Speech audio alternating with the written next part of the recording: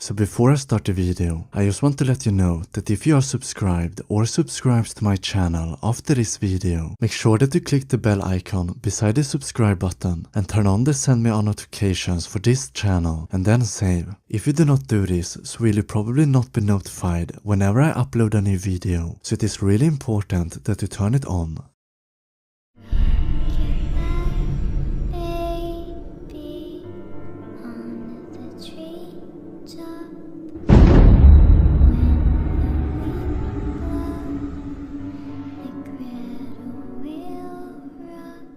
Many strange and creepy things have been discovered in lakes and in the mountains, but there are a few discoveries which is truly horrifying and mysterious, which have left many people wondering, how the hell did it end up here?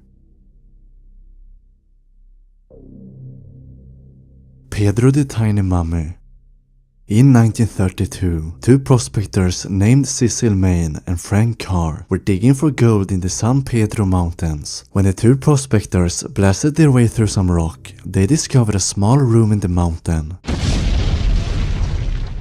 Carr and Main entered a small room and they found the mummified body of a tiny human. Several scientists later conducted testing on the mummy, now named Pedro, and they came to the conclusion that it was either the body of an infant or the body of an America, which means tiny people or little spirits in the local Native American language. The local Native American tribes told stories about these so-called Nemerica. The Nemericas were tiny humans with magical powers that was said to attack the Native American tribes with arrows. The scientists conducted several x-rays on the body and they discovered that Pedro had several broken bones, a damaged spine and skull, indicating that Pedro had suffered a violent death. Today's scientists and historians believe that Pedro was actually an adult and not an infant, but scientists are however not able to prove that Pedro was actually an adult, just because the mummified body of Pedro is nowhere to be found. The mummy was last seen during a sideshow in the 1940s, and it was eventually sold to a man named Ivan Goodman. Goodman later died and a man named Leonard Waller inherited the mummy. The mummy have not been seen since then.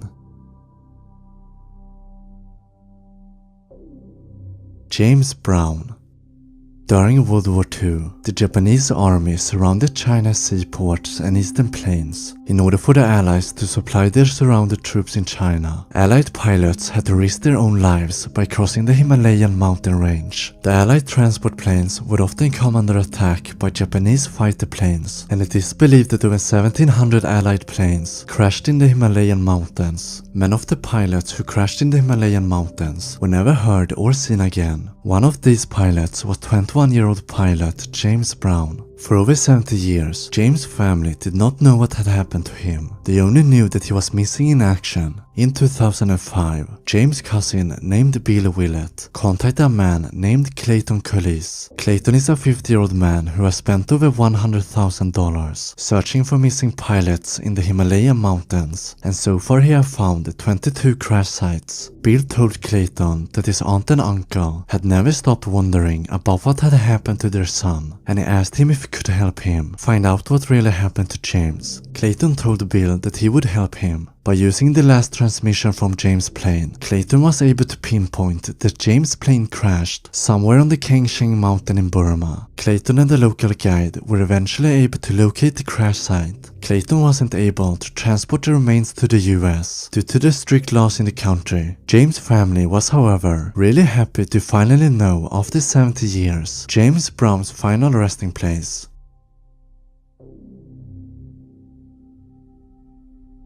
The Skeleton Lake.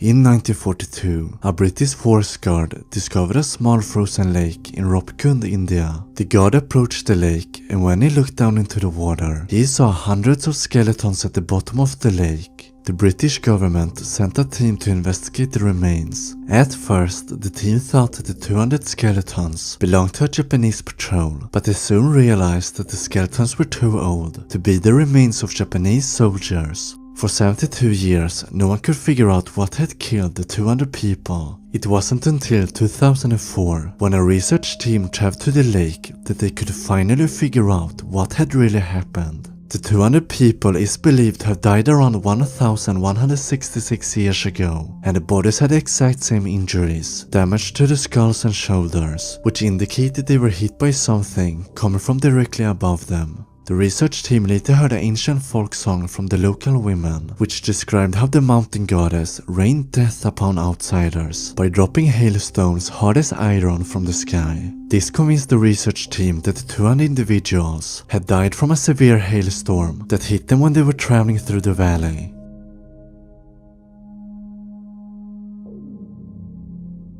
Mount Bolshoi.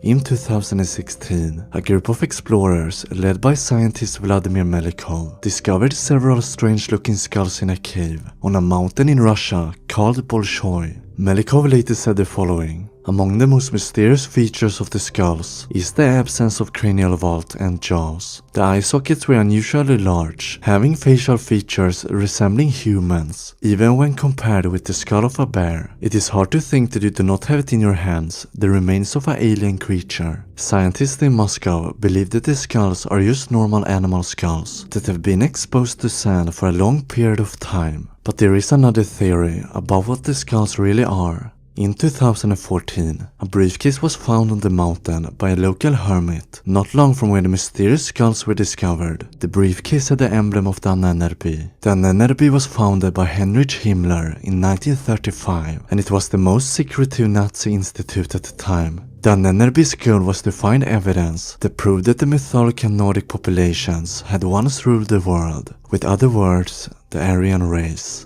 The burial site of a German soldier from World War II have also been said to have been discovered on the mountain. Due to all the mysterious discoveries on the mountain, many people actually believe that during World War II, the NNRB made contact with aliens or demons, and that the mysterious skulls belong to dead aliens or demons.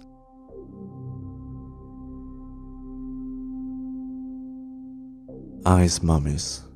In September 1995, anthropologist named Johann Reinhard and his assistant Miguel Zarate were climbing the Ampato mountain in Peru when they discovered a bundle in one of the craters on the mountain. Reinhard and Zarate carried the bundle down the mountain, and when they opened it, they found the frozen body of a young girl. The body was later transported to the Catholic University in Arequipa, where it was kept in a special-made refrigerator. The young girl would later be known as the Inca Ice Maiden and the Lady of Ampato. Dr. Reinhard and Professor José Antonio Savés later found 2 more mummified children on the mountain during an expedition to the mountain the same year. It is believed that the children were sacrificed to the Inca gods around 500 years ago. The children would be dressed with their finest clothes and then led up to the mountain. When they eventually arrived to the sacrifice site on the mountain, the children would be given cocoa leaves and beer. A priest would then kill the children by hitting them with a sharp instrument to the back or the head. The bodies would then be left on the mountain as a sacrifice to the gods. Today 13 ice mummies have been discovered on the mountain, and archaeologists believe that there are many more mummies on the mountain waiting to be discovered.